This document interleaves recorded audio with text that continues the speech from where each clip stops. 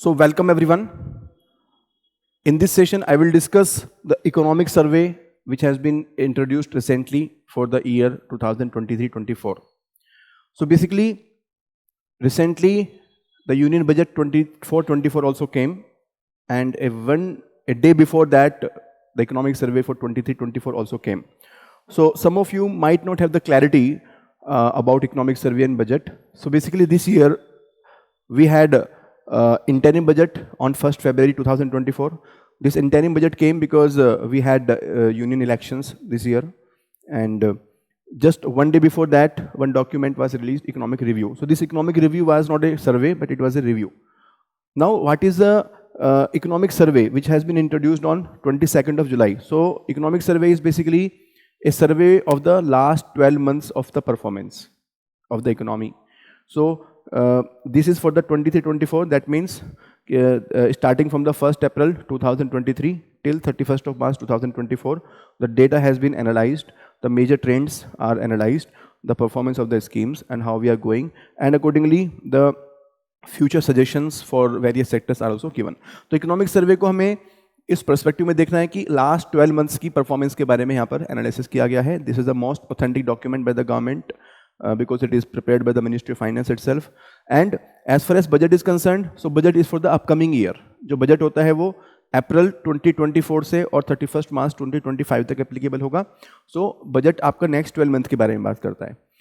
So this economic survey, how is it useful in the exam? अगर हम बात करें एग्जाम की, तो in the exam we can use some of the important data because this data can help us in the value addition in the mains exam. Suppose the data about inflation, the data about external sector, the data about agriculture, and this also gives us an idea about the major flagship schemes.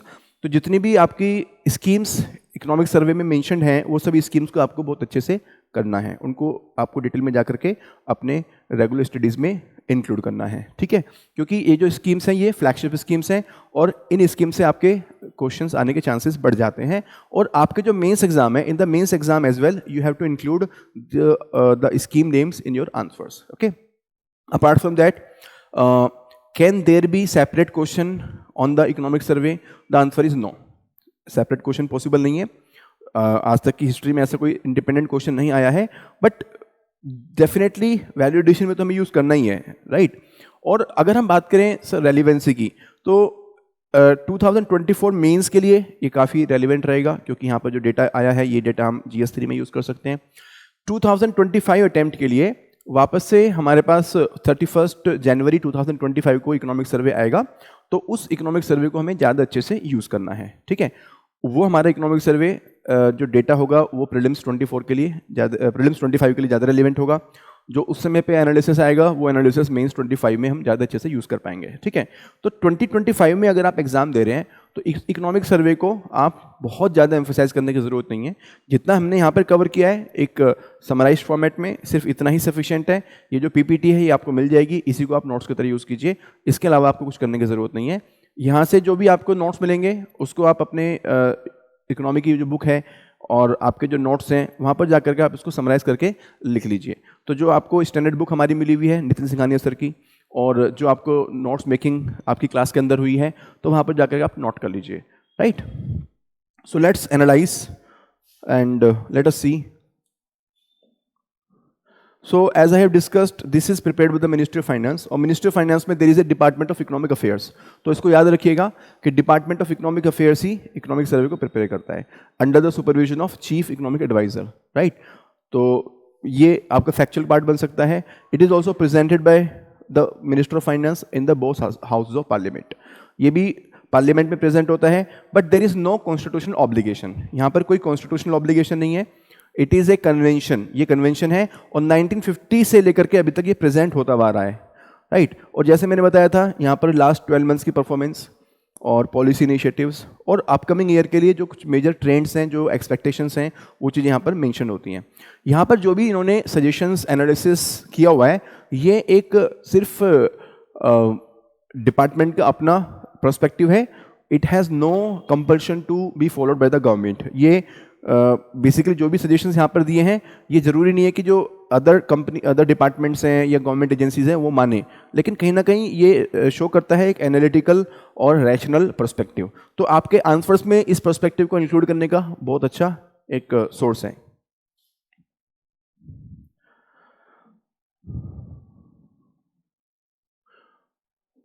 Now let us C chapter wise. तो देखिए जो economic survey होता है वो chapter wise arrange होता है, और हमारे लिए जो रेलिवेंट होता है मेजर ट्रेंड्स जो चैप्टर में बताए गए हैं उसको हमें रिलेट करना है अपने बेसिक डेटा से, राइट। तो first chapter is a overall chapter which says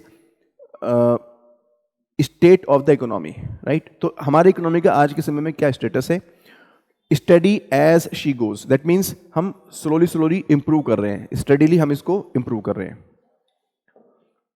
so the major data is analysed here. ये सारे डायग्राम्स बहुत अच्छे से हमें शो करते हैं। First is GDP growth is comparatively very good in 23-24। अगर आप देखेंगे तो 8.2% real GDP which is one of the very good GDP growth rate. Fastest growing economy है हम लोग। Physical deficit is declining which is again a very good signal. Then foreign exchange reserves are increasing, अगर आप देखेंगे तो 646 है 23-24 में, very good signal. Then food grain production is also stably higher, तो आप देखेंगे तो 328.9 मिलियन टन्स हैं। Industrial growth rate last year it was bit lower but this year again it is back 9.5%। Services में अगर हम देखें तो हमारा ग्रोथ रेट 10% के आसपास रहा है पहले भी, और this year also we done very well 7.6%। Capital expenditure is increasing. Capital expenditure basically indicates the amount of money which is spent on the capital goods. तो कैपिटल एक्सपेंडिचर अगर हमारा इंक्रीज हो रहा है, it indicates the increase in the capacity of the state, capacity of the country to grow faster, to increase the production of goods and services, because this capital expenditure will be done on the transport infrastructure, energy infrastructure, social infrastructure, which will build the production capacity and everything. Then we have foreign trade. तो foreign trade में भी अगर हम देखेंगे तो हमारा जो export है, export is $437.1 billion in the 23-24, import is $675.5 billion। अगर हम इसको मंथली फिगर में ट्रांसलेट करें तो approximately $55 billion every month is the import, $35 billion every month is the export। तो that means we have a deficit of around $22 billion, तकरीबन $22 billion is the deficit every month. तो this is a cause of concern, but ये हमारा already हमें पता है कि हमारा जो एक्सपोर्ट इंपोर्ट है यहाँ पर हमारा ट्रेड डेफिसिट क्रिएट होता है, और इसकी वजह से ही हमारा करंट अकाउंट डेफिसिट भी बनता है, राइट। तो हमारा जो इकोनॉमी है इंपोर्ट डिपेंडेंट है, क्योंकि हमारे पास जो मेजर फ्यूल रिसोर्सेज हैं उनको हम इंपोर्ट करते हैं, और गोल्ड को इंपोर्ट करते हैं हम लोग। हालांकि जो हमारा एक्सपोर्ट है वो उतना स्ट्रॉन्ग नहीं है, ठीक है।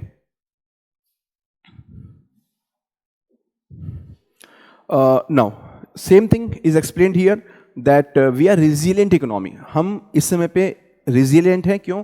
Because our inflation is lower.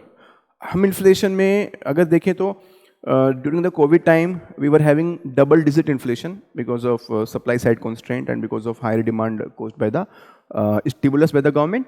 However, after that we have been tightening the monetary policy, हमने रेट्स को हायर रखा हुआ है। अभी भी हमारा जो रेपो रेट है that is 6.5%। So because of that the inflation is now coming down, now this is below 6% which is the acceptable range. तो अगर हम इंडिया की बात करें, इंडिया में जो एक्सेप्टेबल रेंज है that is between 2% to 6%। 2% is lowest, 4% is desirable, 4% ideal है हमारा, और इसको हम कहते हैं flexible inflation targeting which is as per the basically monetary policy committee framework. Second is higher growth. तो बेसिकली हमारा ग्रोथ हायर है, क्योंकि अगर हम अदर इकोनॉमी से कंपेयर करें तो हमारा जो ओवरऑल ग्रोथ है that is higher. Stable external sector, तो एक्सटर्नल सेक्टर में भी हमारी स्टेबिलिटी है। फॉरेन एक्सचेंज रिजर्व्स काफ़ी अच्छे हमारे पास में हैं, रेमिटेंसेज आ रहे हैं, FDI है। So because of all these three things we can say we are resilient economy, right. तो मेंस 24 में कोई क्वेश्चन बन सकता है that what are the strong areas of the economy. तो हम लोग ये तीन चीज़ों को एम्फेसाइज कर सकते हैं, इंट्रोडक्शन में इसको मेंशन कर सकते हैं, right. Then India's GDP growth expected to remain robust. ये रोबस्ट रहने वाली है, क्योंकि अगर हम एक्सपेंडिचर मेथड देखें, एक्सपेंडिचर मेथड में we have the private final consumption expenditure, government final consumption expenditure, then we have the investments and then we have the net exports. तो यहाँ पर दो इंपॉर्टेंट चीज़ें, यानी कि प्राइवेट कंजम्पशन हमारा बढ़ने वाला है और हमारा जो इन्वेस्टमेंट है ये बढ़ने वाला है। तो प्राइवेट कंजम्पशन एक्सपेंडिचर और इन्वेस्टमेंट ये दोनों ही चीज़ें हमारे मेजर सोर्स ऑफ जीडीपी हैं, क्योंकि तकरीबन 60% प्राइवेट फाइनल कंजम्पशन एक्सपेंडिचर है, तकरीबन 30% हमारा इन्वेस्टमेंट है। तो यही दोनों चीज़ें मिलकर के हमारा मेजर जीडीपी का फॉर्म कंपोजिशन क्रिएट करते हैं और यही चीज़ों के ऊपर हमारी जो इकोनॉमी है वो ग्रो करेगी। तो हमारे जो ग्रोथ है वो कंजम्पशन ड्रिवन ग्रोथ है प्लस इन्वेस्टमेंट ड्रिवन ग्रोथ है। तो यही चीज़ें हमारी फ्यूचर में बढ़ने वाली हैं। That is the reason why we are promoting the investment also, capital expenditure also, because that will increase the investment driven growth. So same thing is mentioned here, gross fixed capital formation, which basically indicates the investment. Then retail inflation is 5.4%. Real GDP हमारा 20% से increase हुआ है compared to 2020. And same thing is given here.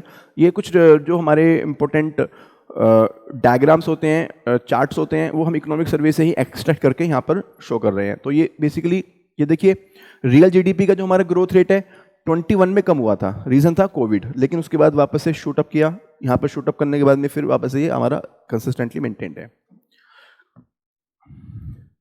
This is very important. ये in the budget discussion also I discussed that there is a steady decline in the deficits. So this is the fiscal deficit, the total borrowing of the government. So you see it has been steadily declining since last 4 years. Then you see revenue deficit, it is also steadily declining, and primary deficit. So primary deficit is basically the fiscal deficit minus the interest expenditure. तो ये सारी चीज़ें हमारी क्या हो रही हैं कि डिक्लाइन हो रही हैं, स्टेडली डिक्लाइनिंग हो रही हैं। तो ये डिक्लाइन होना बहुत ही अच्छी बात है। This shows physical prudence, this shows physical consolidation, and this is good because what are the adverse impact of higher physical deficit? Number 1, higher inflation, क्योंकि जब पैसा गवर्नमेंट बोरो करेगी उसको इकोनॉमी में डालेगी तो इकोनॉमी में मनी सप्लाई इंक्रीज होगी, मनी सप्लाई इंक्रीज होने से डिमांड बढ़ेगी, डिमांड बढ़ने से गुड्स की जो प्राइसेस है वो इंक्रीज होंगे, जबकि सप्लाई आपकी तुरंत से इंक्रीज होती नहीं है, राइट? तो पहला होगा इन्फ्लेशन हो सकता है। Second adverse impact is the interest obligation on the future generation. Future generation पर एडवर्स इम्पैक्ट पड़ेगा क्योंकि future generation will have to repay this loan, right? Thirdly, it will increase our revenue deficit because interest expenditure happens to be one of the very major expenditure in the total expenditure. तो हमने budget वाले discussion में देखा था कि interest is almost 19% of the total payment. जितने भी हम पेमेंट कर रहे हैं टोटल एक्सपेंडिचर में 19% इज द इंटरेस्ट पेमेंट। तो अगर हमारा फिजिकल डेफिसिट कंट्रोल में रहता है तो इंटरेस्ट पेमेंट भी हमारी कंट्रोल में रहेगी, right? And now if you see physical deficit, तो देखिए फिजिकल डेफिसिट इंडिकेट करता है कि हमने जो लोन लिया है, अब ये लोन किस पर्पस के लिए लिया है, it will show the decomposition. यानी कि अगर हम 23-24 की बात करें, so 46.3% loan has been taken for the revenue purpose. यानी कि जितना लोन हमने लिया उसका 46% हमने रेवेन्यू पर्पस के लिए एक्सपेंडिचर कर दिया, सैलरीज देने में, सब्सिडी देने में, वो सब करने में। और इसमें से 47% हमने कैपिटल पर्पस के लिए लोन लिया है, यानी कि इन्वेस्टमेंट के लिए लोन लिया है, which is good loan, which is a good loan, which is a desirable scenario, जो कि बहुत अच्छी बात है, जहाँ से हमारी कैपेसिटी डेवलप होगी। And why this is so? देखिए एक सिंपल एक फैक्ट है कि अगर 1 रुपया हम इन्वेस्ट करते हैं, 1 रुपया अगर हमारा कैपिटल इन्वेस्टमेंट होता है तो that multiplies into 2.5 rupees of GDP in the future. तो it is known as investment multiplier, इसको हम कहते हैं इन्वेस्टमेंट मल्टीप्लायर। तो इन्वेस्टमेंट मल्टीप्लायर क्या इंडिकेट करता है? That investment of 1 rupee will translate into the GDP of 2.5 rupees in the future, right? So this is how this happens to be very good. तो ये इंडिकेट करता है कि जो फिजिकल डेफिसिट का हमारा कॉम्पोजिशन है that is more capital expenditure driven. तो यानी कि हेल्दी फिजिकल डेफिसिट हमारे केस में है। Now, chapter 2. Chapter 2 is about monetary management, right? Here also you see, basically in the budget discussion I discussed that our NPAs are going down. So NPAs are around 3%, which is very, very low as compared to 2018, where it used to be around 15%. 2018 में highest था India में NPA का rate, और अभी 2024 में जाते जाते ये बहुत ही कम हो गया है, बहुत ही कंट्रोल में हो गया है। So it shows a very good progress because it will boost the lending, it will also create the more liquidity in the market. In the recent times, if you see, the capital markets have been doing very good. IPOs, initial public offers भी आए हैं, where the companies are issuing the shares in the market and people are subscribed to the shares. For example, it was the issue of Tata Technology last financial year में. तो this is a capital market transaction. Capital market क्या होता है? Capital market means where the money is circulated for a long term, जहाँ पर money का investment और borrowing या जो आपका receipt होता है वो long term के लिए होता है. That means more than 12 month के लिए होता है. और यहाँ पर जो कैपिटल मार्केट्स होती हैं ये भी प्राइमरी और सेकेंडरी भी हो सकती हैं. प्राइमरी मतलब जो initial public offering, follow on public offering. तो प्राइमरी मार्केट इंडिकेट करता है where the company, the issuer of the shares और द डिबेंचर्स और basically the company who is raising the money is directly issuing the shares. तो basically जो IPO FPO होते हैं वो प्राइमरी कैपिटल मार्केट का पार्ट होते हैं. और सेकेंडरी कैपिटल मार्केट में जो स्टॉक मार्केट होती है आपकी, जो स्टॉक एक्सचेंज पे ट्रेडिंग होती है, सेल परचेज होती है अमंग द इन्वेस्टर्स. तो देखिए प्राइमरी कैपिटल मार्केट में क्या होता है? कंपनी और इन्वेस्टर के बीच में ट्रांजैक्शन होता है. कंपनी शेयर इशू करती है और इन्वेस्टर पैसे देता है कंपनी को. हालांकि सेकेंडरी मार्केट में क्या होता है कि दो अलग अलग इन्वेस्टर्स आपस में शेयर्स को सेल परचेज करते हैं. जिस कंपनी के शेयर्स होते हैं उस कंपनी का यहाँ पर कोई ट्रांजैक्शन नहीं है. उसके जो शेयर्स हैं वो एक बार इशू कर दिए इनिशियली, उसके बाद में जो ट्रांजैक्शन हैं वो सेकेंडरी मार्केट में ऑटोमेटिक हो रहे हैं. तो प्राइमरी कैपिटल मार्केट से क्या हुआ है? कैपिटल फॉर्मेशन हुआ है. क्योंकि प्राइमरी कैपिटल मार्केट से क्या होता है? Fresh money goes to the companies. यहाँ से क्या होगा? आपका प्राइवेट और पब्लिक कॉर्पोरेट्स का कैपिटल फॉर्मेशन होगा. जो हमने बात की थी कि हम लोग इन्वेस्टमेंट ड्रिवन ग्रोथ चाहते हैं, तो इन्वेस्टमेंट ड्रिवन ग्रोथ में प्राइमरी कैपिटल मार्केट्स का काफी इंपॉर्टेंट रोल है. लेकिन एक प्रॉब्लम है. प्रॉब्लम यह है कि हमारी जो कैपिटल मार्केट्स है these are driven by the shares, equity. The role of the bonds, the corporate bonds is less. और बॉन्ड की जरूरत क्या है हमें? बॉन्ड की जरूरत है the long term financing of the infrastructure project, long term financing of the other projects. देखिए इक्विटी का अपना रोल है, इक्विटी लेकिन रिस्की है, तो सब लोग इक्विटी में पैसा लगाना नहीं चाहते. और जो बिजनेसमैन है उनको भी लोन चाहिए होता है, क्योंकि लोन लेने के अपने फायदे होते हैं. लोन का इंटरेस्ट जो होता है वो टैक्स डिडक्टेबल होता है. और लोन जो होता है वो कहीं ना कहीं जो लोन रिसीवर होता है उसके लिए एडवांटेज इसलिए भी होता है क्योंकि उनका जो ऑनरशिप होता है वो डाइल्यूट नहीं होता है.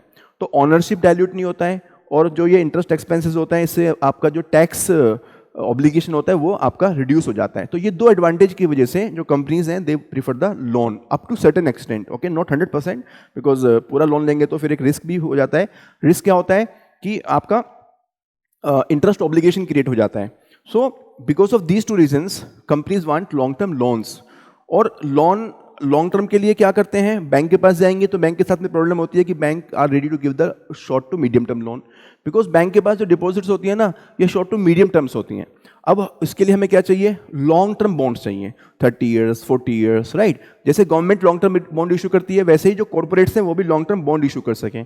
सो ये जो प्रॉब्लम है इंडिया में, प्रॉब्लम ये है कि कॉर्पोरेट बॉन्ड मार्केट हमारी अच्छी नहीं है. यहाँ पर कल्चर नहीं है उस तरह की, लोग ना इन्वेस्ट करते हैं ना ही कंपनीज इशू करती हैं. तो सरकार इस चीज़ को प्रमोट करना चाहती है. यही चीज़ हमने आगे जाके डिस्कस करेंगे आज ही के डिस्कशन में कि कॉर्पोरेट बॉन्ड मार्केट को हमें डेवलप करना है. जब आप अपने आंसर्स लिखेंगे तो इंफ्रास्ट्रक्चर फाइनेंसिंग में या फिर इंफ्रास्ट्रक्चर में, एनर्जी सेक्टर में, ट्रांसपोर्टेशन सेक्टर में या सोशल इंफ्रास्ट्रक्चर में, हर जगह पे आप कॉर्पोरेट बॉन्ड को जरूर मेंशन कीजिए, क्योंकि corporate bond market has to be developed और गवर्नमेंट की प्रायोरिटी है. गवर्नमेंट इसको हर जगह यूज़ करती है. Next is market capitalisation. तो देखिए हमने बात की थी स्टॉक मार्केट. स्टॉक मार्केट जो होता है वो सेकेंडरी मार्केट होती है. और यहाँ पे जो कंपनीज होती हैं उनकी हर एक कंपनी की अपनी वैल्यूएशन होती है जिसको हम कहते हैं मार्केट कैपिटलाइजेशन. मार्केट कैपिटलाइजेशन क्या होता है? Market capitalisation basically means the total number of issued, the total number of shares issued by the company, जितने भी इन्होंने अपने इक्विटी शेयर्स इशू किए हुए हैं, that is multiplied by the market price per equity share on the particular date. तो suppose एक company ने 1 लाख शेयर्स इशू किए हुए हैं और मार्केट में उनकी वैल्यू है 500 रुपीज पर शेयर. तो 500 rupees multiplied by 1 lakh rupees, right. That means 5 crore rupees is the market value, that is a market capitalisation. तो ये जो कैपिटलाइजेशन होता है ये इंडिकेट करता है कि कितना कंपनी का वर्थ है, कितना कंपनी का टोटल वैल्यूएशन है, राइट. तो अगर हम यहाँ पे देखें तो हमारा जो कैपिटलाइजेशन टू जीडीपी रेशियो है that is 5th largest in the world. That means इसका मतलब ये हुआ कि कहीं ना कहीं जो हमारी सेकेंडरी मार्केट है वो भी काफ़ी बूस्ट कर रही है, which is a good indicator because that basically that shows the investment by the individuals in the capital markets. So that is a also good indicator. Then insurance sector भी बहुत important है. Why? Because it is an indicator of social security. It is a indicator of the prevention. तो जो insurance है वो भी हमारा increase हो रहा है. Apart from that we are also very good in micro finance sector. That is the second largest after the China. देखिए माइक्रो फाइनेंस क्या होता है, जहां पर transaction size is up to 2 lakh rupees, जैसे लोन हो गया. तो micro finance is very important because our large number of people are from the farming community, they are from the poor community, rural background. So their transaction size is less than 2 lakh rupees. तो जो हमारी काफ़ी सारी NBFCs हैं, even banks हैं, cooperative societies हैं, तो ये सब लोग मिलकर के माइक्रो फाइनेंस को प्रमोट करते हैं. और micro finance is very crucial because this reaches to the last individuals who are not connected otherwise by the mainstream commercial banks. तो जो हमारा मेन कमर्शियल सेक्टर से बैंक्स हो गए या हमारी जो बड़ी बड़ी फाइनेंशियल कंपनीज होंगी, उनसे हमारे अगर फार्मर्स कनेक्ट नहीं हो पाते हैं तो माइक्रो फाइनेंस के थ्रू जो हमारे रिमोट इंस्टीट्यूशंस होते हैं वो कनेक्ट हो पाते हैं. और इससे हमारा क्या होता है, फाइनेंशियल इंक्लूजन होता है. अगर आप रिसेंटली देखें तो small finance bank have been very good source of micro finance. Then next is financial inclusion. जैसे हमने अभी बात की, फाइनेंशियल इंक्लूजन हो रहा है माइक्रो फाइनेंस के through insurance and through other efforts. और इसमें फाइनेंशियल इंक्लूजन की अगर हम बात करें तो फाइनेंशियल इंक्लूजन का मतलब होता है कि including the people in the mainstream financial sector. So उनका हम बैंक अकाउंट ओपन करवाएं, उनको हम लोन प्रोवाइड करें, उनको हम FD के लिए एनकरेज करें, उनको पेंशन, इंश्योरेंस और म्यूचुअल फंड में इंटरेस्ट क्रिएट करें, उनको लिटरेसी दें, उनको बेसिकली पार्टिसिपेंट बनाएं. तो यहाँ से क्या होगा, यहाँ से आपका सस्टेनेबल इकोनॉमिक ग्रोथ होगी. क्यों? क्योंकि जो सेविंग होगी, this saving will convert into investment. Okay, and it will reduce the inequality reduce होगी. इनइक्वालिटी रिड्यूस क्यों होगी? क्योंकि people will not be dependent on the other people for their jobs. They can create their self employment, they can start A small business, right. And it will also eliminate the poverty. They will increase the income, और जब income increase होगी तो they will come above the poverty line. But यहाँ पर जो challenge है, challenge is digital financial inclusion. यानी कि फाइनेंशियल इंक्लूजन तो हमें करना है, लेकिन इसको हम डिजिटाइज वे में करें. अब ये डिजिटाइज वे में कैसे हो पाएगा? डिजिटाइज वे के लिए हमने बात की है डिजिटल पब्लिक इंफ्रास्ट्रक्चर की, DPI की. और DPI में हमारे 3 कंपोनेंट्स हैं. 3 कंपोनेंट्स क्या हैं? First is UPI for the retail payment. Second is Aadhaar for the ID, identity के लिए, KYC के लिए. और third is payment account aggregator. तो ये जो अकाउंट एग्रीगेटर है, this concept is relevant for the information sharing, data sharing. Okay, तो 3 हमारे पिलर्स हैं डिजिटल पब्लिक इंफ्रास्ट्रक्चर के.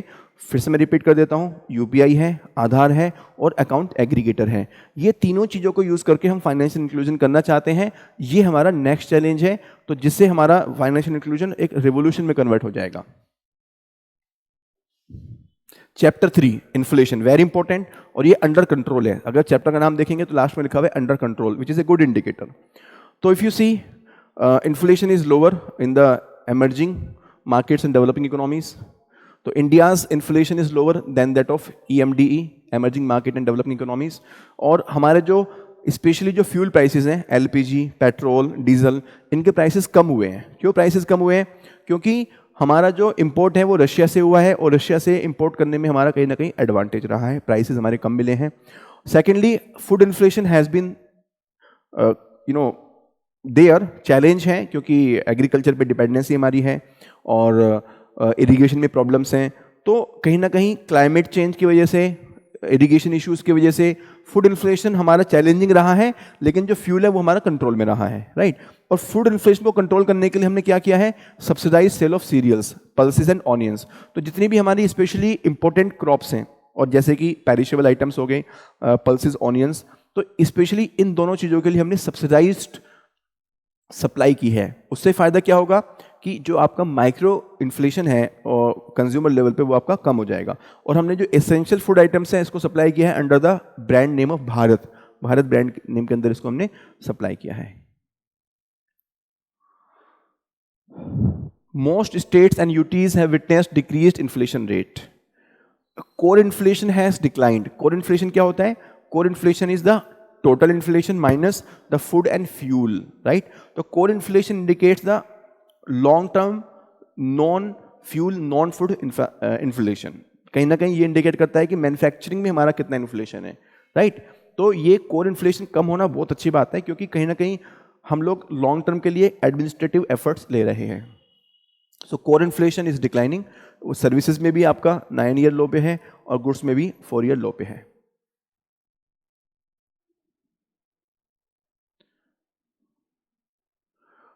As per the expectation of RBI, next year we are expected to have the inflation to 4.5%. तो basically हमारा जो target है वो 4% है और RBI ने प्रिडिक्ट किया है 4.5%.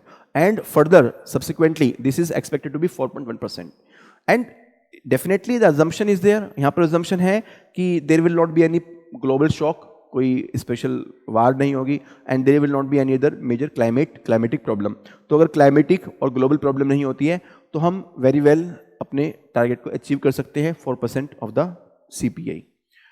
IMF ने भी एक्सपेक्ट किया है सिमिलर लाइंस पे 4.6% एंड 4.2%. अगर हम कंपैरिजन करें अदर कंट्रीज से भी तो basically India is very good if you compare with the Mexico, France, Russia, south Africa, Germany, UK. तो इंडिया का जो इन्फ्लेशन है 23-24 में it has been 5.4%, which is a very very good. और ये डेटा किसने दिया है? This data is given by world economic outlook, IMF. तो IMF की एक रिपोर्ट आती है वर्ल्ड इकोनॉमिक आउटलुक. ये भी आप याद कर लीजिएगा क्योंकि वर्ल्ड इकोनॉमिक आउटलुक भी आपका एग्जाम में आ सकती है. So this report has given the status of India which is very good comparatively. और अगर हम बात करें डेविएशन की फ्रॉम द इन्फ्लेशन टारगेट, तो हमारा जो इन्फ्लेशन टारगेट से जो डेविएशन है that is 1.8. If you compare with the other countries like France, Mexico, USA, Brazil, they are not so much within the range. Agriculture sector में basically challenge है और some other things which we already discussed, RBI, IMF, ये सब चीज़ें वापस से यहाँ पे लिखी हुई है. देन स्टेट वाइज भी आप देखेंगे तो काफ़ी चीज़ें कंट्रोल में हैं. मोस्टली जो ग्रीन है ये इंडिकेट करता है कि जो things are within control. Chapter 4 external sector, stability and plenty. Stability मतलब कि हमारा जो डेफिसिट है वो कंट्रोल में है, और प्लेंटी का मतलब है कि हमारा foreign exchange reserve is sufficient. देखिए अगर हम एक्सटर्नल सेक्टर की बात करें तो बैलेंस ऑफ पेमेंट में हमारा करंट अकाउंट डेफिसिट होता है और कैपिटल अकाउंट डेफिसिट होता है. इंडिया में करंट अकाउंट डेफिसिट में होता है और करंट अकाउंट डेफिसिट के अंदर भी हमारा ट्रेड डेफिसिट में होता है, और जो हमारा नॉन ट्रेड होता है, जो हमारा बेसिकली इनविजिबल डेफिसिट होता है, वो हमारा सरप्लस में होता है. इनविजिबल बैलेंस जो होता है वो हमारा जो सर्विसेज जिसमें होती हैं और आपके अदर कंपोनेंट होते हैं जो कि गुड्स वगैरह के नहीं होते हैं. सो अगर हम बात करें इनविजिबल की, तो इनविजिबल के अंदर जो हमारा सर्विसेज का एक्सपोर्ट है वो डबल हुआ है. और इंडिया में एक और भी इंप्रूवमेंट हमारा हुआ है कि world bank which issues the logistics performance index LPI has improved the rank of India from 44 in 2018 to 38 in 2023. That means basically we are working for the better logistics. हमारा जो लॉजिस्टिक कॉस्ट है वो decrease हो रहा है. तो India में जो लॉजिस्टिक कॉस्ट है on an average that has been around 15% as compare to single digit 8 to 9% in the global average. तो ग्लोबली जो आपका लॉजिस्टिक कॉस्ट है वो 8% के आसपास रहा है, और इंडिया में यही आपका लॉजिस्टिक कॉस्ट जो है वो तकरीबन 15% के आसपास रहा है. तो ये जो डिफरेंस है इसको हम ब्रीज करने के लिए काफ़ी सारी चीज़ें कर रहे हैं. लॉजिस्टिक्स पॉलिसी लाना, Bharatmala, Sagarmala, industrial corridors, dedicated freight corridors. तो ये सब चीज़ों को हम जो फोकस कर रहे हैं उसकी वजह से हमारा logistic performance index is performing better. Again one more important thing in the current account में इनविजिबल्स के अंदर हमने बताया कि सर्विसेज एक्सपोर्ट हमारा डबल हुआ है और रेमिटेंसेस भी हमारे इंक्रीज हो रही हैं. हम लार्जेस्ट रिसिपिएंट ऑफ रेमिटेंसेस हैं which happens to be $120 billion in the 2023. Very good amount, बहुत अच्छा है ये. Increase in the share of GVC related trade in the gross trade, तो ग्लोबल वैल्यू चेन्स, यानी कि जो हमारा ग्लोबल वैल्यू चेन, जो हमारी मेन स्ट्रीम वैल्यू चेन है, उससे संबंधित जो हमारा ट्रेड है वो हमारा इंक्रीज हुआ है। टॉप रेमिटेंसेस रिसिपिएंट, तो हाईएस्ट देखिए इंडिया है और second highest is almost half of India, that is Mexico. China काफ़ी कम है, पाकिस्तान तो 1/6 है। फॉरेक्स रिजर्व्स भी हमने पहले देख चुके हैं, काफ़ी कम है, सॉरी काफ़ी मतलब ज़्यादा है, सॉरी कम नहीं ज़्यादा है, एक्चुअली बहुत अच्छे हैं।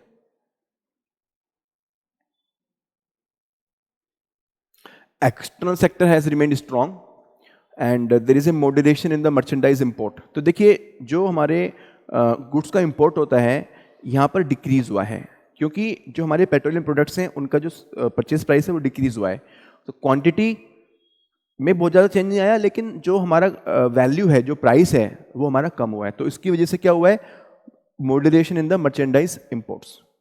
एंड अगर हम सर्विस एक्सपोर्ट की बात करें, तो सर्विस एक्सपोर्ट की अगर हम बात करें तो एक्सपोर्ट में जो मेजर शेयर रहा है वो आईटी और सॉफ्टवेयर सर्विसेज का रहा है, और इसके अलावा आपका बिजनेस सर्विसेज का रहा है, राइट। तो IT software services and business services, ये दो मेन चीज हमारी सर्विस एक्सपोर्ट में रही हैं, which happens to be major part of the invisibles. External debt to GDP ratio is also very very good, अगर हम देखें तो सिर्फ ये आपका 18.7% है, यानी कि पूरे जीडीपी का जो हमारा एक्सटर्नल डेट है वो सिर्फ 18.7% है। एक्सटर्नल डेट में हमारा इंक्लूड होगा government debt also and private debt also, तो जितना भी हमारे जितने भी हमारे एक्सटर्नल कमर्शियल बोरोइंग्स हैं, जितने भी हमारे फॉरेन कंट्री से हमारी मल्टीलेटरल बायलेटरल लोन्स हैं, वो सब मिला करके, सारे के सारे लोन्स मिला करके हमारे यहाँ पर काउंट होंगे, जितने भी लोन हैं वो सब हमारा एक्सटर्नल डेट में काउंट होगा, चाहे वो प्राइवेट सेक्टर का हो चाहे वो गवर्नमेंट सेक्टर का हो, तो कंबाइंडली ये काफ़ी अच्छा इंडिकेटर है, ठीक है। Medium term outlook, a growth strategy for new India, तो basically this chapter 5 is very good because it gives an idea that which sector we should focus on. तो बेसिकली अगर आपके सामने क्वेश्चन आता है एग्जाम में that which sector we should focus on for purpose of growth of India, development of India, how we can become a विकसित country, विकसित भारत की हम बात कर रहे हैं, तो यहाँ पर जो मेजर पॉलिसी एरियाज हैं उनको फोकस किया गया है। अगर हम इंडिया की बात करें तो हम हमेशा बोलते हैं कि एग्रीकल्चर पे हमें फोकस करना ही होगा, क्योंकि 45% of the population is directly dependent on the agriculture, right. इसके अलावा एमएसएमईज पे फोकस करना होगा, प्राइवेट सेक्टर इन्वेस्टमेंट लाना होगा, तो वही चीज़ें आपको यहाँ पर देखने को मिलेंगी। तो you see the growth strategy for Amrit Kaal is predicted on 6 key areas, 6 यहाँ पर मेन एरियाज हैं, और ये एरियाज कौन कौन से हैं। First is deliberate focus on boosting the private investment, private investment लाना ही होगा हमें, क्योंकि गवर्नमेंट के पास बहुत ज़्यादा फंड नहीं है, डेफिसिट इंक्रीज होता है, और प्राइवेट की अपनी एफिशिएंसी है, फॉरेन सेक्टर भी यहाँ पर इन्वेस्ट कर सकता है। Second is growth and expansion of the India's MSME, right. तो जो हमारे स्मॉल बिजनेसेस हैं इसको हमें इंप्रूव करना होगा, because they are good contributor in the export, they are good contributor in the manufacturing and diversity and the traditional business. Then agriculture as an engine of future growth, agriculture तो हमें priority रखनी ही पड़ेगी, budget में भी यही बात बोली गई है कि agriculture is the top most priority, right. Then to secure financing of the green transition in India, basically renewable energy share is to be increased, solar capacity हम बढ़ा रहे हैं, for that we need the financing, right. तो energy के अंदर हमारे renewable का share बढ़े, वो हम चाहते हैं। ऑलरेडी 45% है, वेरी गुड है, उसको हमें 50% लेके जाना है, और फर्दर 50% से बियॉन्ड लेके जाना है। Then bridging the education employment gap, ये बहुत इंपॉर्टेंट है, क्योंकि on the one hand we have the educated people, on the other hand we have the unemployed people. ये जो गैप है इसको फिल करने के लिए इस बार के बजट में बहुत अच्छा इनिशिएटिव लिया गया है इंटर्नशिप का। इंटर्नशिप में हम लोग क्या करेंगे, जो बड़े कॉर्पोरेट हैं, टॉप 500 कंपनीज हैं, they will give the internship of 5,000 rupees per month to the graduates, और ग्रेजुएट्स को या नॉन ग्रेजुएट को भी दे सकते हैं, और इसके अलावा they will also be going through the formal literacy training from the government, और ये जो फॉर्मल लिटरेसी ट्रेनिंग का खर्चा है ये भी कंपनीज देंगी, और वो उसके लिए CSR फंड को यूज कर सकती हैं।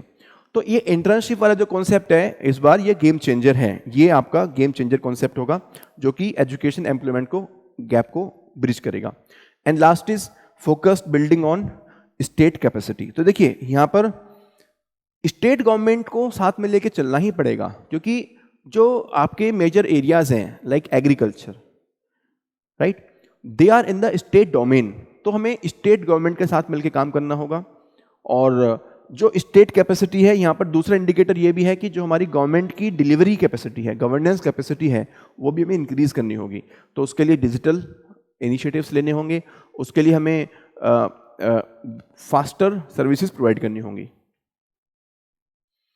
तो basically this is very very good. अगर आप एक लाइन में लिखना चाहो कि इंडिया में हमें कहाँ कहाँ पे फोकस करना है, तो this is A very good summary. First is job and skill development. अगर हम बजट की बात करें तो बजट में भी स्किल डेवलपमेंट को री एम्फसाइज किया गया है। 2014 के बाद में वापस से हमने स्किल डेवलपमेंट के बारे में इस बार बहुत फोकस किया है। एग्रीकल्चर वो हम बार बार डिस्कस कर चुके हैं, एमएसएमई वो हम डिस्कस कर चुके हैं बार बार, ग्रीन ट्रांजिशन, और इसके अलावा dealing with the China. China is difficult because we are dependent for the import, especially the import of renewable energy related stuff. तो चाइना की प्रॉब्लम को हमें सॉल्व करना है। आगे जाके ये हमने चैलेंजेस में भी बताई है कि China is a challenge, actually too much dependency on the China is a challenge, तो हमें इस चीज को कंट्रोल करना होगा।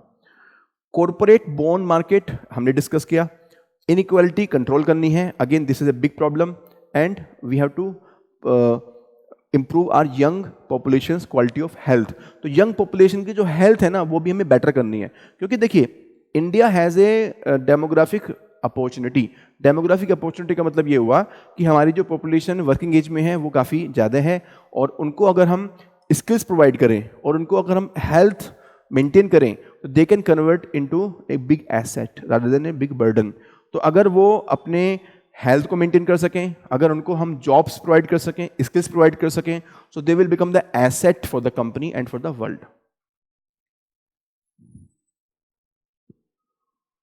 And very important that there has to be a tripartite compact. Tripartite compact का मतलब हुआ कि यूनियन गवर्नमेंट, स्टेट गवर्नमेंट और private sector, all the three have to work together. Union government alone cannot do, state government alone cannot do, and a private sector alone cannot do. All the three have to work together.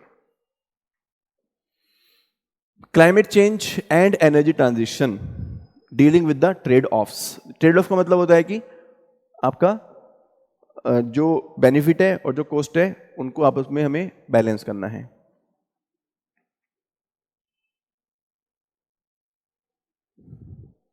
So basically this is very important data.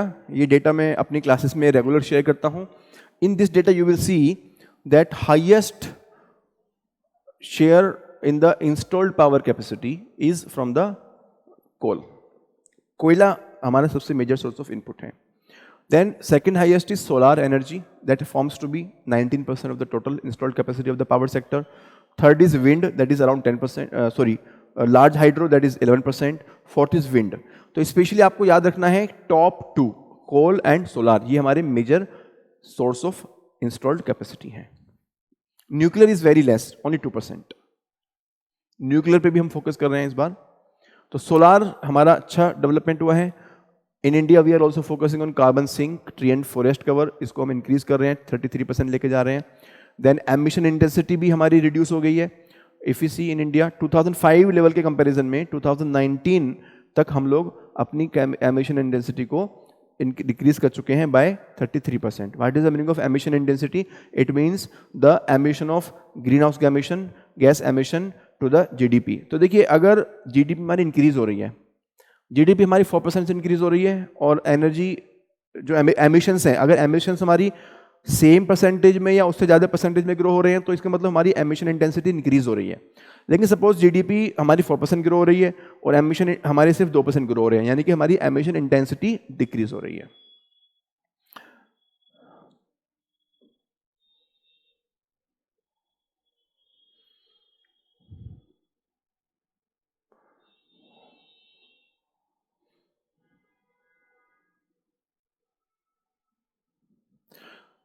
In this chapter, there is one more initiative which is Mission Life and Sovereign gold bond, right? तो देखिए mission life क्या है? In the mission life we are giving the opportunity to the individuals, to the private sector, that they take up some environment friendly step, especially for restoration of some existing ecologically degraded ecosystem.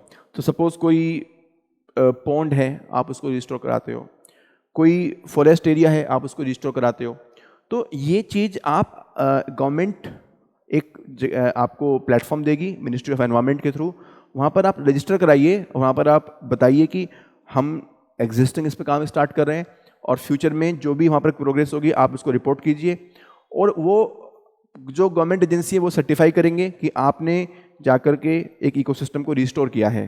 ये voluntary है, तो कोई भी private sector company, कोई भी individual इसको start कर सकता है और इसको रिकॉग्नाइज किया जाएगा, और जब रिकॉग्नाइज किया जाएगा तो आपको एक सर्टिफिकेट भी इशू होगा और इस सर्टिफिकेट को आप एक मार्केट में सेल कर सकते हैं। तो कहीं ना कहीं हम एनकरेज कर रहे हैं कि जो इंडिविजुअल्स हैं और जो कंपनीज हैं वो इकोसिस्टम को रिस्टोर करें, ट्री प्लांटेशन करें और हमारे जो पर्यावरण है उसकी सुरक्षा करें, संरक्षण करें। तो बेसिकली ये बहुत ही अच्छा इनिशिएटिव है। तो इसी से संबंधित आपके ये दोनों कॉन्सेप्ट है, mission life and green credit program, right? तो ये जो क्रेडिट यहाँ पर क्रिएट होंगे सर्टिफिकेट से, इसको हम कहेंगे ग्रीन क्रेडिट। और ये जो आपकी कार्बन क्रेडिट होते हैं ये इससे अलग है, ये शेयर मार्केट में ट्रेड ऑफ नहीं होंगे, ये अलग से ट्रेड ऑफ होंगे, राइट? और एक कॉन्सेप्ट है सोवरिन ग्रीन बॉन्ड। तो जब सरकार बॉन्ड इशू करती है for investment into the green project, green project में इन्वेस्टमेंट करने के लिए जब बॉन्ड इशू करती है उसको हम कहते हैं सोवरिन ग्रीन बॉन्ड्स।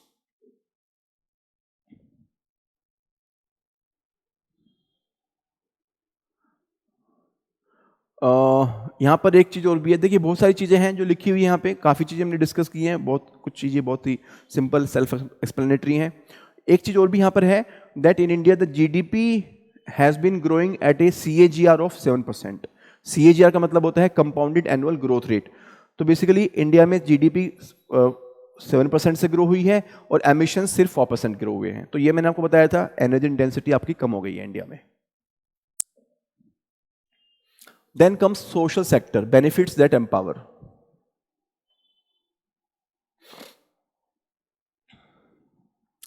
तो सोशल सेक्टर में हमारे काफ़ी सारे इनिशिएटिव्स हैं, जैसे कि आयुष्मान भारत, जन औषधि केंद्र। तो ये सब इन्होंने डेटा दिया हुआ है, डेटा आपको याद करने की ज़रूरत नहीं है, सिर्फ मैं स्कीम का नाम बोल रहा हूँ। आप इस स्कीम को जरूर अपने जब भी आप अपने कंटेंट को पढ़ेंगे तो वहाँ पर रिवाइज करेंगे अच्छे से। और यहाँ पर एक कॉन्सेप्ट है अमृत फार्मेसीज। अमृत फार्मेसीज जो है ये सब्सिडाइज मेडिसिन मिलती हैं यहाँ पे क्रिटिकल इलनेस के लिए।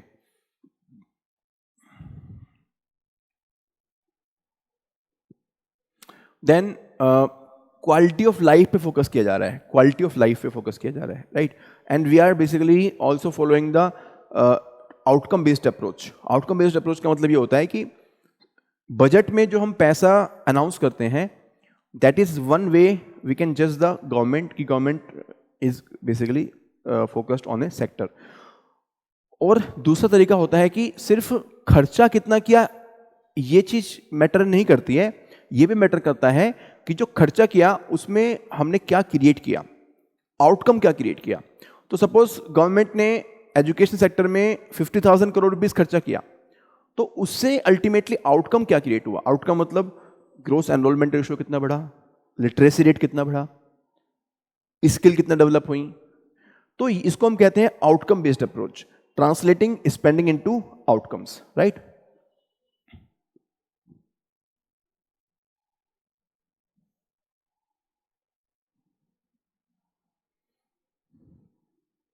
ये सब इस आपकी कुछ अच्छे वर्ड्स यूज किए हुए, reformed approach to welfare.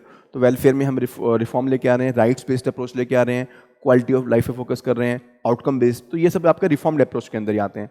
Ayushman Bharat, यहाँ पे हमारा फोकस है आउट ऑफ पॉकेट एक्सपेंडिचर को कम करना है। DAY NRLM, दीनदयाल अंत्योदय योजना, NRLM यहाँ पर सेल्फ हेल्प ग्रुप और वुमेन्स एम्पावरमेंट की हम बात कर रहे हैं।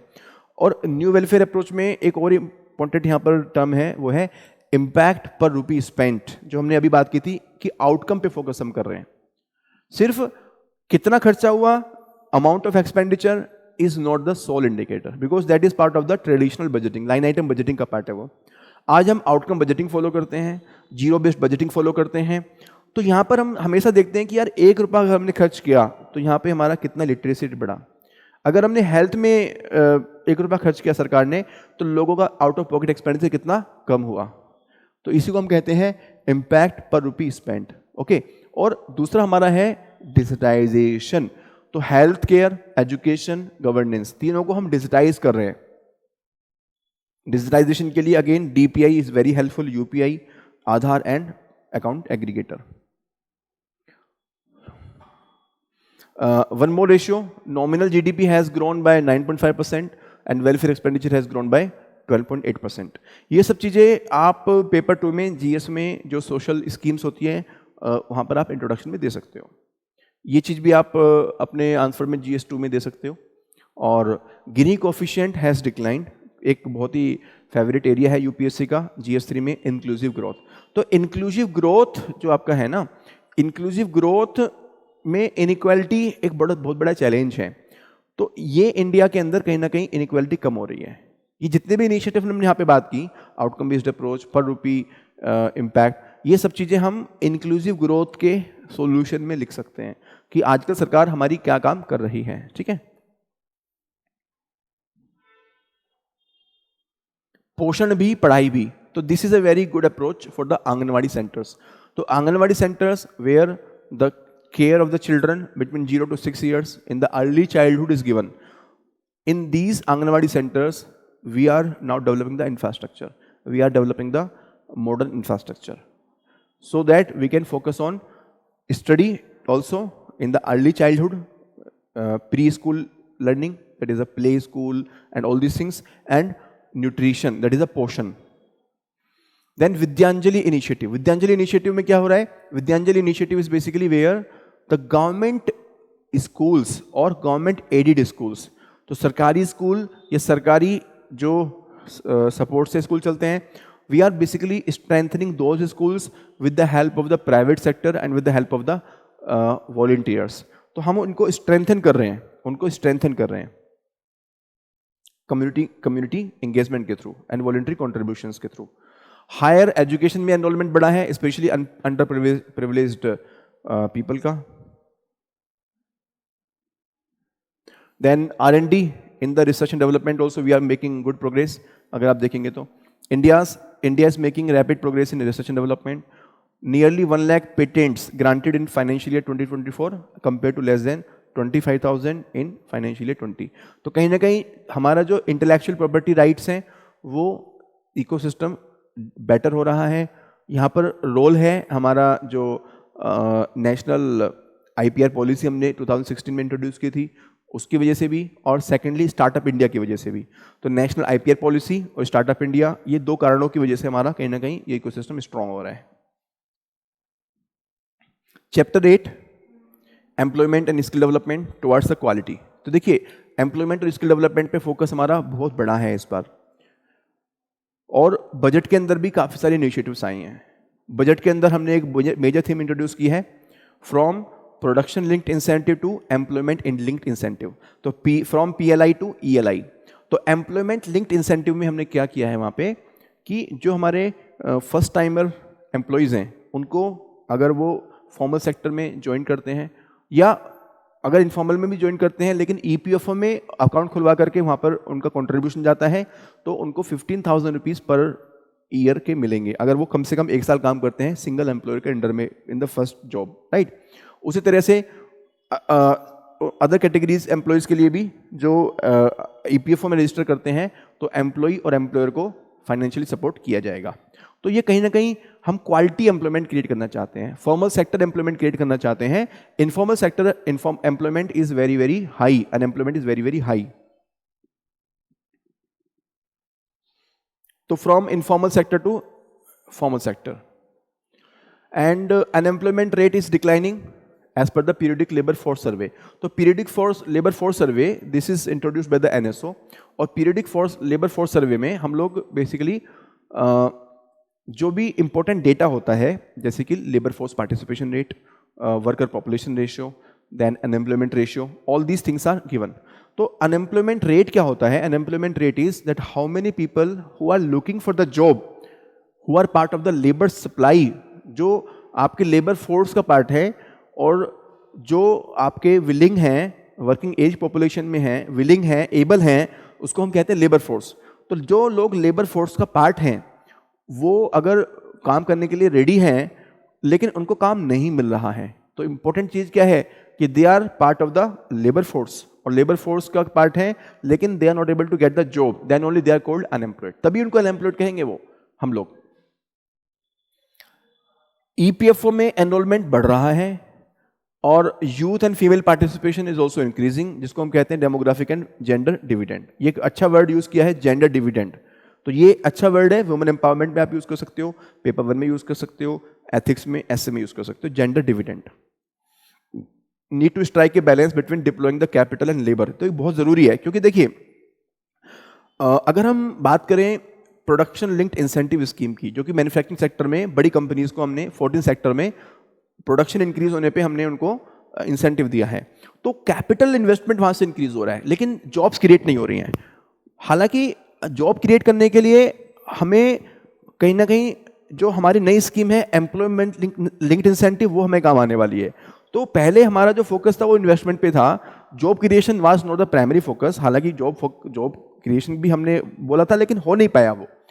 हम अब कैपिटल से लेबर की तरफ मूव कर रहे हैं। We are now focusing on the development of the jobs, creation of the jobs, right, and specially these jobs need to be created in the non farm sector, industry में, services में, जिसके लिए हमने internship schemes and वो सब start किए हैं। Higher employment growth in larger factories, तो देखिए जो बड़ी फैक्ट्रीज हैं यहां पर एम्प्लॉयमेंट ग्रोथ ज्यादा होता है। आप देखेंगे तो CAGR बिटवीन 17-18 टू 2021-22, जो कंपनीज लेस देन 100 एम्प्लॉयज वाली हैं और जो कंपनीज मोर देन 100 एम्प्लॉयज वाली हैं, तो ये जो ब्लू लाइन है ये इंडिकेट करता है लार्ज कंपनीज को, और जो ये ब्लैक पॉइंट है ये इंडिकेट करता है स्मॉल कंपनीज को। तो जो आपकी लार्ज कंपनीज हैं, अगर आप यहाँ पे देखेंगे तो factories in operation are also very higher, workers भी आपकी काफ़ी ज़्यादा जॉब्स लगी हैं, और total person engaged are also very higher. तो कहीं ना कहीं जो लार्जर फैक्ट्रीज हैं वहाँ पर एम्प्लॉयमेंट ज़्यादा पॉसिबल है, क्योंकि उनका जो रेशियो है जॉब क्रिएट करने का वो बेटर है। Then what is the breakup of various sectors occupation wise, अगर हम देखें सेक्टर वाइज देखें तो एग्रीकल्चर में 45% है, मैन्युफैक्चरिंग में 11.4% है, सर्विसेज का 28.9% है, और कंस्ट्रक्शन में 13% है। तो बेसिकली यहां पर पॉइंट ये है कि एग्रीकल्चर का हमारा GDP है सिर्फ 18% और पीपल डिपेंडेंट आर 45%। अगर हम बात करें इंडस्ट्रियल सेक्टर का, तो इंडस्ट्रियल सेक्टर का हमारा जो टोटल एम्प्लॉयमेंट है वो 11 + 13 24% के आसपास है, और हमारा जो GDP है that is also around 17 to 18%। और अगर हम बात करें सर्विसेज की, तो सर्विसेज का हमारा GDP है अराउंड 55% और जॉब्स हमारी सिर्फ 28% होती हैं। तो ये थोड़ा स्ट्रक्चरल इशू है कि सर्विस सेक्टर में जॉब्स कम क्रिएट हो रही हैं, हालांकि GDP ज़्यादा क्रिएट हो रहा है। तो हमें क्या करना है, एग्रीकल्चर से अपने वर्कफोर्स को निकाल करके उसको सर्विस सेक्टर में और इंडस्ट्रियल सेक्टर में, कंस्ट्रक्शन सेक्टर में लेके आना है। इसलिए हम लोग इंटर्नशिप अपॉर्चुनिटीज को प्रमोट कर रहे हैं, इंटर्नशिप प्रोग्राम को हम लेके आए हैं। Very good point. देखिए artificial intelligence is the buzzword. Artificial intelligence को लेकर के काफ़ी नेगेटिविटी है मार्केट में, लेकिन जो मैन्युफैक्चरिंग सेक्टर है यहाँ पर artificial intelligence is not a threat, क्योंकि मैन्युफैक्चरिंग सेक्टर में जो आर्टिफिशियल इंटेलिजेंस टेक्नोलॉजी है वो बहुत कॉस्टली है। तो मैन्युफैक्चरिंग सेक्टर में बहुत ज़्यादा थ्रेट नहीं है आर्टिफिशियल इंटेलिजेंस का। This point is emphasized here. Manufacturing sector is less exposed to AI as industrial robots are neither as nimble nor as cost effective as human labor.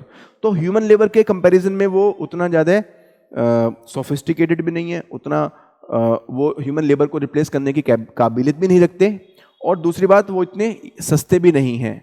तो इसलिए manufacturing sector में artificial intelligence का कोई ज़्यादा threat नहीं है, right. The gig workforce is expected to expand to 2.35. Gig workforce क्या होती है? The people who are working as a freelancer with the various platforms or with the other non-platform companies. तो gig worker is a word which was introduced by the labor codes. जो labor codes आए थे वहाँ पर ये word introduce किया गया था। तो basically हमें इनको social security provide करनी है। इनको हमें फॉर्मलाइजेशन करना है, इनको सबको हमें लेके आना है सोशल सिक्योरिटी नेट में, इसलिए ये सेक्टर आपका कहीं ना कहीं एक ध्यान रखने वाला सेक्टर है। Chapter 9 agriculture and food management. Already हमने एग्रीकल्चर के बारे में बात की है, फिर से हम थोड़ा सा एम्फोसाइज करते हैं। और यहाँ पर मैंने एक चीज़ और भी की है, that I have written some words from the budget.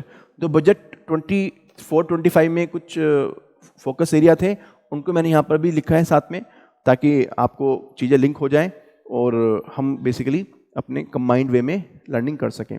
तो एग्रीकल्चर में growth has been quite good. देखिए हमारा जो नॉर्मल एग्रीकल्चर का टारगेट होता है वो 4% होता है, क्योंकि एग्रीकल्चर का टारगेट हम जीडीपी का 10% नहीं रख सकते। Agriculture is dependent on the nature, और एक कैपेसिटी होती है जो 4% काफ़ी अच्छा माना जाता है। हमारा यहाँ पर ग्रोथ रेट रहा है 4.8%, वेरी गुड, ये बहुत अच्छा रहा है। That is based on the constant prices. Constant prices का मतलब रियल जीडीपी इंक्रीज हुआ है इतना, यानी कि क्वांटिटी इंक्रीज हुई है, not impacted by the inflation, right. Constant price क्या इंडिकेट करता है?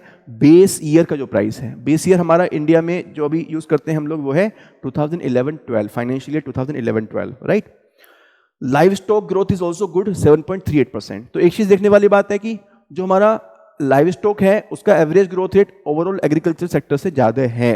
तो लाइव स्टॉक सेक्टर के लिए ये भी एक इंपॉर्टेंट फैक्ट है, ये आप कहीं इंट्रोडक्शन में लिख सकते हैं GS3 में, कि लाइव स्टॉक का एक सिग्निफिकेंस ये भी है कि इसका जो ग्रोथ रेट है वो better than crop cultivation and overall agriculture है। और बजट के अंदर अगर हम बात करें तो श्रिम्प प्रोडक्शन को हमने फोकस किया है बजट में। Micro irrigation also we are focusing through per drop more crop. तो per drop more crop is a part of the Pradhanmantri Krishi सिंचाई योजना। तो पर डॉप मोर क्रॉप में हमने माइक्रो इरिगेशन पे फोकस किया है। देन कोऑपरेटिव सेक्टर को प्रमोट करने के लिए हमने new farmer producer organisation scheme हमने लेके आए थे, और इसके अंदर हम लोग कोऑपरेटिव कॉन्सेप्ट को हम प्रमोट कर रहे हैं। और वही चीज हमने बजट के अंदर बोली है कि नेशनल कोऑपरेटिव पॉलिसी को हम लोग लेके आए हैं।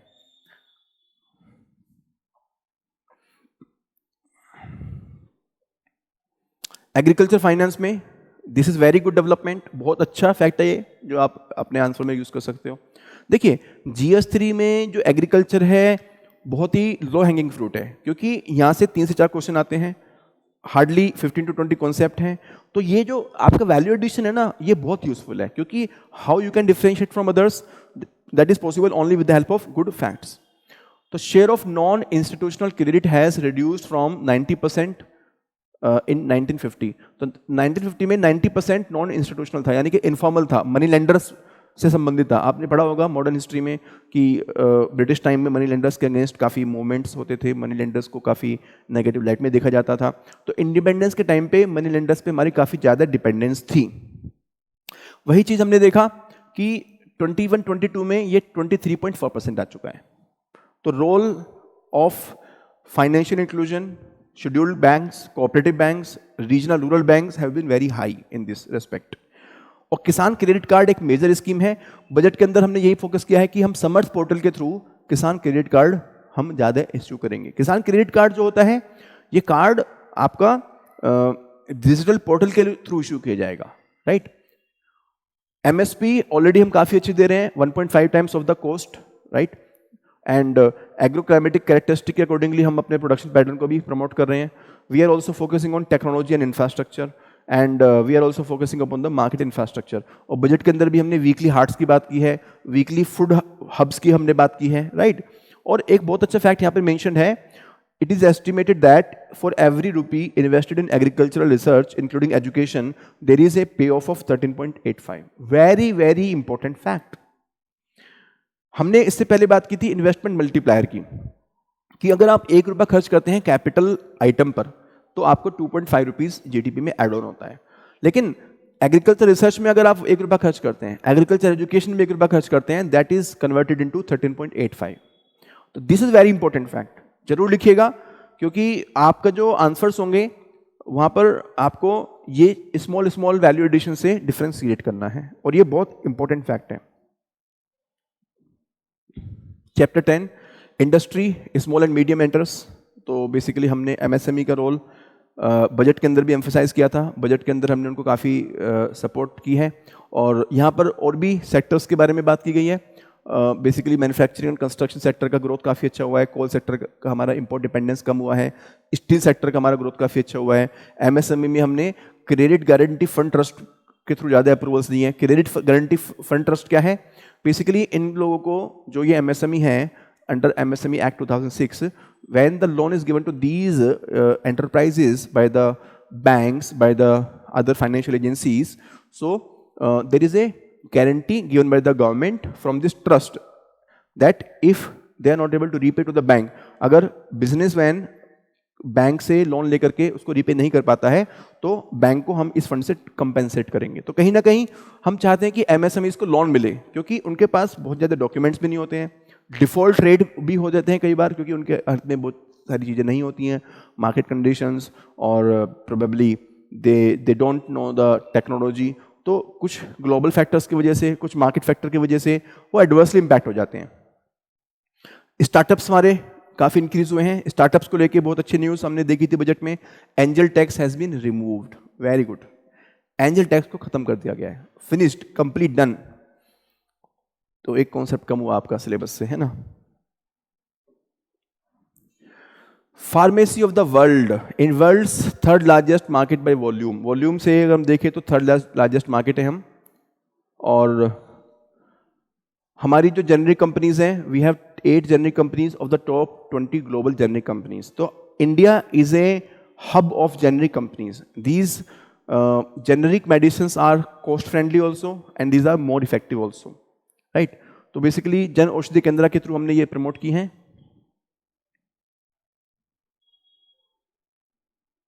Then some other facts are given here.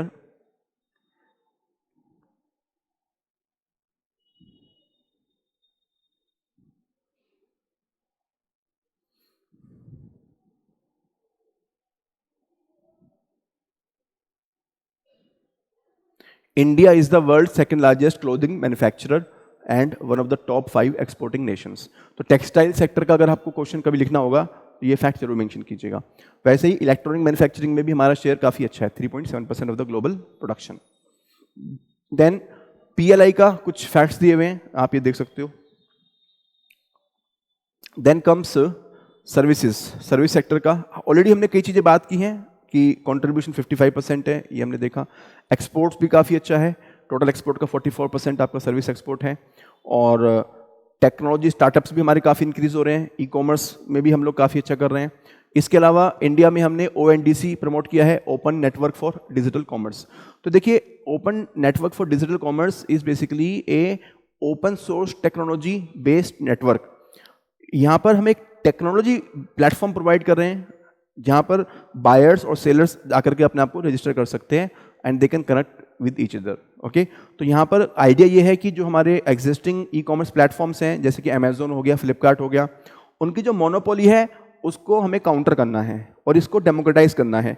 तो सरकार ने एक प्लेटफॉर्म लॉन्च किया है, तो बेसिकली उसके मल्टीपल वर्जन्स हैं, उसको हमने ओपन सोर्स टेक्नोलॉजी की तरह कि लोग उसको अपने हिसाब से यूज़ कर सकें और लोग कनेक्ट हो सकें एक सिंगल नेटवर्क पे, which is democratic, which is not controlled by some company or not even by the government. वहाँ पर डायरेक्टली बायर और सप्लायर आपस में कॉन्टेक्ट करके और ट्रांजेक्शन कर सकते हैं। Service exports constituted 4.4% of the world's commercial services. Computer service and business services are the major part of service exports, वो हमने डिस्कस किया है। एंड डिजिटली डिलीवर्ड सर्विसेज में भी हमारा रोल काफ़ी इंक्रीज हुआ है, very good indicator. Global capability centres क्या हैं? बेसिकली जो हमारे BPOs हैं उनको हम ग्लोबल कैपेबिलिटी सेंटर्स का नाम देते हैं। तो the role has been increased. Then tele density, that is the number of telephones per 100 population, it has increased. Internet density also increased, very good. और ग्राम पंचायत में हमारा भारत नेट चला गया है, that indicates the IT in the domestic rural areas. Chapter 12 infrastructure. Infrastructure में अगर हम बात करें तो कुछ फैक्ट्स यहाँ पर दिए हुए हैं, रेलवे से संबंधित, एयरपोर्ट्स, वाटर एंड हाईवेज। तो आप देख लीजिएगा, यहाँ पर जो मुझे काम की चीज़ लगी वो बस फर्स्ट वाला ज़्यादा लगा है कि कंस्ट्रक्शन की जो हमारी स्पीड है वो 3 टाइम्स हो गई है। बाकी तो इतना इंपॉर्टेंट कुछ है नहीं, सब स्मॉल स्मॉल फैक्ट्स हैं which are not directly helpful, but just to give a positive indication की ग्रोथ हो रही है। प्राइवेट सेक्टर फाइनेंसिंग हम फोकस कर रहे हैं, हमने बात की है। Then we are also monitoring the resource utilization and everything in the infrastructure. Chapter 13, ये चैप्टर मुझे काफ़ी अच्छा लगा क्योंकि यहाँ पर कहीं ना कहीं हमने अपनी ट्रेडिशनल डोमेस्टिक इंडिजिनियस आइडियाज़ को यूज़ करने की बारे में बात की है। और यहाँ पर जो बेसिकली हमारा फोकस है कि जो western style of over consumption है, western style of nuclear families हैं, तो that is leading to the degradation of the climate, because if we are over consuming then it is resulting into over strain over the resources. तो हम कहीं ना कहीं पृथ्वी का, पर्यावरण का जरूरत से ज़्यादा दोहन कर रहे हैं। उसका कारण क्या है कि हम लोग न्यूक्लियर फैमिलीज में रहते हैं, सभी को अलग अलग मकान चाहिए, अलग अलग मकान के लिए उनको अलग अलग इनपुट्स, उनको स्टील और कंस्ट्रक्शन मटेरियल और would and everything they will need. तो ये जो कल्चर है फॉरेन कंट्रीज़ की, वो इंडिया में जो आई है, जहाँ पर हमने न्यूक्लियर फैमिली सिस्टम स्टार्ट किया है और जहाँ पर हम लोग ये जो फॉरेन कंजम्पशन कल्चर है, ओवर कंजम्पशन, ये दोनों की वजह से एनवायरनमेंट पे काफ़ी स्ट्रेन आ रहा है। तो ये हमें वापस से स्टार्ट करना होगा कॉन्सेप्ट कि जैसे हमारे पहले जो कल्चर होती थी, मल्टी जनरेशनल मकान होते थे, कि एक मकान होता था, कई कई पीढ़ी तक वही मकान चलता रहता था, तो उसी में रेनोवेशन करा लो, उसमें आपने मेंटेनेंस कर लिया। तो इससे क्या होता है कि आपका कंजम्पशन ऑफ रिसोर्स कम होता है, आप साथ में मिलकर रहते हो। दूसरा, जो हमारे फूड हैबिट्स हैं उसको भी हमें सही करना होगा। जो अनहेल्दी फूड हैबिट्स हैं, जैसे फास्ट फूड का यूज़ करना या प्रिजर्वेटिव्स का बहुत ज़्यादा यूज़ करना, या बेसिकली कोई भी इस तरह की जो प्रैक्टिस जिससे कि हमारा जो लाइफ स्टाइल वो ख़राब होती है, हेल्थ पे एडवर्स इम्पैक्ट होता है, उसको भी हमें ठीक करने की ज़रूरत है। तो कहीं ना कहीं जो हमारी खुद के इंडियन ईथोस हैं, they have been environment friendly, वो हमारे पर्यावरण से कंसिस्टेंट रहे हैं, वही चीज़ यहाँ पर उन्होंने फोकस की है। So western approach does not seek to address the root of problem, that is over consumption. तो क्लाइमेट चेंज जो है ना, वो एक सिम्टम है हमारे ओवर कंजम्पशन का, जो कि वेस्टर्न कंट्रीज से ऑलमोस्ट एंटायर वर्ल्ड में फैल चुका है। The global pursuit of energy guzzling technologies, तो एनर्जी को ओवर यूज करने वाली जो टेक्नोलॉजीज हैं, जैसे कि artificial intelligence, large scale mining, तो हम माइनिंग कर रहे हैं, मिनरल्स की माइनिंग कर रहे हैं, lithium, so many, coal, oil and everything, right. तो उससे क्या हुआ है, फॉसिल फ्यूल कंजम्पशन भी काफी बड़ा है, क्योंकि वहां पर आपका फ्यूल का यूज होता है। And it ignores the humans underlying relationship with the nature, जो हमारी जो नेचुरल रिलेशनशिप है नेचर के साथ में, वो आपकी एडवर्सली इंपैक्ट हो रही है। Climate change in India,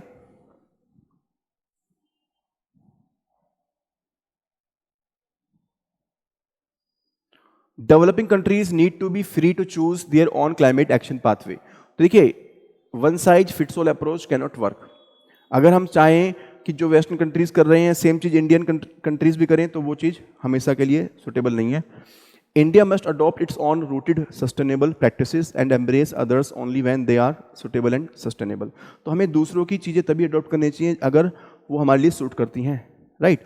India सीथोस, जहाँ पे प्रॉब्लम कुछ अगर हम देखें, वही हमने बात की थी, न्यूक्लियर फैमिलीज से हमें मूव करना चाहिए मल्टी जनरेशनल हाउस होल्ड्स पर। फिर यहाँ पर कुछ और बातें की गई हैं कि ज़्यादा मीट प्रोडक्शन से जो हम प्रोसेसिंग कर रहे हैं, मीट प्रोडक्शन की जो प्रोसेसिंग कर रहे हैं, इससे हमारे लैंड, वाटर और नेचुरल रिसोर्सेज को हार्म हो रहा है। तो ये हम कन्वर्ट करना चाहिए हमें ट्रेडिशनल फार्मिंग प्रैक्टिसेस पे, repurposing of waste and by product from the other agriculture activities और एज एनिमल फीड।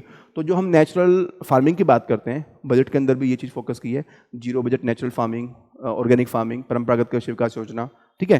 तो ये हमें वापस से लाना होगा चीज़ों को, हमें कहीं ना कहीं इंडिजिनियस प्रैक्टिसेस की तरफ मूव करना होगा। मिशन लाइफ के बारे में हमने ऑलरेडी बात की है, और सेम चीज़ यहाँ पर है। एक बहुत अच्छा सजेशन है जो हम लोग यूज़ कर सकते हैं, circular economy, reuse of waste products, mindful consumption instead of over consumption.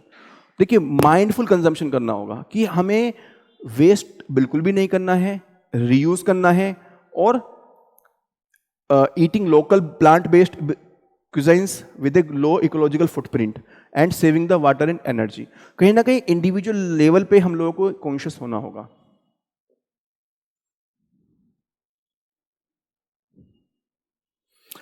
Now, some of the challenges which we can mention in the answers, कि इंडिया में अपनी इकोनॉमी में हमारे क्या चैलेंजेस हैं। बहुत अच्छे पॉइंट्स हैं, बहुत अच्छे आंसर्स के रूप में इसको आप यूज कर सकते हो। First is global headwinds and the FDI. Global challenges के बारे में बात कर रहे हैं, that we can not expect FDI from world to be very high. The reason is because the rate of interest are very high. और जब rate of interest ज़्यादा होंगे तो basically India में investment कम होगा, क्योंकि the return from the other countries like USA, which are secured, more considered more trustworthy as compared to developing countries, will be better. तो investors वहाँ पे इन्वेस्ट करेंगे, इंडिया में इन्वेस्ट नहीं करेंगे. कहीं ना कहीं यही चीज़ों को देखते हुए हम लोगों ने एंजल टैक्स भी हटाया है. Additional industrial policies in the developed countries that offer substantial subsidies for domestic investment further complicate the competitive landscape. तो न्यू वाशिंगटन कंसेंसस एक टर्म है जो बेसिकली शो करता है कि now the countries are moving back to their home countries और they are moving to the home friendly countries. तो reshoring and friend shoring has become a pattern.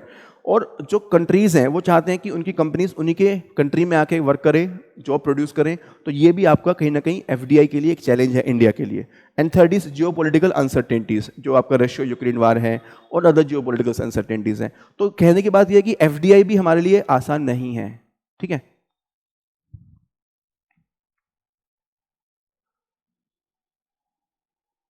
Then China dependency. China dependency बहुत ज़्यादा है imports में, specially in the renewable energy. China continues to dominate the low skill manufacturing space that India has aim to occupy.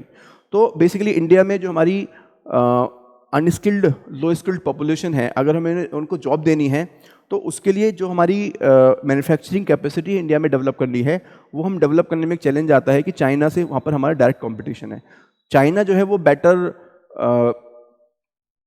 Manufacturing capacity की वजह से, economies of scale की वजह से वो उन चीज़ों को प्रोड्यूस करता है सस्ते में. तो इंडिया की जो लो कॉस्ट लो स्किल्ड आपके जो लेबर है उनको जॉब मिलना मुश्किल है. तो ये एक चैलेंज है चाइना की तरफ से. देन आर्टिफिशियल इंटेलिजेंस की तरफ से क्या चैलेंज है? आर्टिफिशियल इंटेलिजेंस की तरफ से चैलेंज है आपका टेलीकॉम और इंटरनेट ड्रिवन बीपीओस में, क्योंकि जो भी आपकी ईजी सर्विसेज होंगी, डाटा एंट्री, ऑटोमेटेड सर्विसेज, वहां पर आर्टिफिशियल इंटेलिजेंस को ऑटोमेटिक यूज किया जाएगा. टैपिड प्राइवेट इन्वेस्टमेंट भी कम हुआ है. Corporate profits before tax have increased but hiring and compensation have not kept pace. तो प्रॉफिट्स इंक्रीज हुए हैं लेकिन हायरिंग और कॉम्पनसेशन इंक्रीज नहीं हुआ है. Employment imperative. There is a notable lack of high quality and timely data related to employment. This gap hampers the effective labor market analysis and policy making. So basically data is very important for the policy making. So data about the employment, data about the skill set, data about the micro aspect, ये चीजें missing है और इसकी वजह से हमारी जो employment policies हैं वो भी कहीं ना कहीं बेस्ट नहीं है. लाइफ स्टाइल डिसएडवांटेजेस हैं, ये तो सभी के लिए हैं, हमारे लिए यूपीएससी एस्पिरेंट के लिए भी इक्वली वैलिड है. Social media, excessive screen time, sedentary lifestyle and unhealthy food practices. तो ये लाइफस्टाइल इश्यूज जो हैं इसकी वजह से हमारा यूथ जो है अपनी फुल पोटेंशियल अचीव नहीं कर सकता. और हम कहते हैं, यहाँ पर हम लोग कह रहे हैं कि पब्लिक हेल्थ को भी अंडरमाइन करता है and it will impact the India's economic potential. तो definitely we have to give the suggestion कि भाई प्राइवेट कंपनीज को भी इन चीज़ों को थोड़ा ध्यान रखना चाहिए और हम लोगों को भी ध्यान रखना चाहिए. तो लाइफस्टाइल चेंज के बारे में हम यहाँ पर सजेशन देंगे. अब हम सजेशन की बात करते हैं. सजेशंस क्या होंगे? तो basically first of all job creation by the private sector. Job creation करना होगा. The survey emphasizes that it is in the interest of the corporate sector which is currently experiencing excessive profit to take on a more active role in job creation. तो भाई आप profit कमा रहे हो, आप इसको जॉब में भी कन्वर्ट करो, आपकी मोरल रिस्पॉन्सिबिलिटी है ना. Second is life style changes by the private sector. तो प्राइवेट कंपनीज जो ब्रांडिंग मार्केटिंग करती हैं या जो कॉर्पोरेट्स हैं, फूड चेन्स हैं, रेस्टोरेंट चेन्स हैं, उनकी भी रिस्पॉन्सिबिलिटी है कि लाइफ स्टाइल चेंजेस एक हेल्दी मैनर में करें और जो हमारे सस्टेनेबल आइटम्स हैं, जो हमारे लोकल आइटम्स हैं, उनको प्रमोट करें. आप उनको हायर चार्जेस भी कर सकते हैं. People love that but people want availability of it. तो प्राइवेट सेक्टर को आगे आना होगा लाइफ स्टाइल चेंजेस कराने के लिए. रिवाइटलाइजिंग द फार्म सेक्टर को भी हमें डेवलप करना होगा. Value addition, processing, export, R&D and removing the regulatory bottleneck बहुत इंपॉर्टेंट है because MSME and other areas जहाँ पर हमें लाइसेंसिंग, इंस्पेक्शन और कंप्लायंस रिक्वायरमेंट को कम करना होगा. तो MSME को भी फायदा होगा, सर्विस सेक्टर को भी फायदा होगा. And last is administrative strengthening. We have to develop the capacity of India. So with this we complete the discussion. I hope this discussion was useful and please complete this, right this in your notes and include this in your answers. यही इसका use है, इसके अलावा directly question तो आते नहीं है economic survey पे। तो डेटा बेस्ड एमसीक्यू आ सकते हैं और आपके इसके ऊपर आप वैल्यू एडिशन करके अपने आंसर्स को एनरिच कर सकते हो। Thank you very much, God bless you.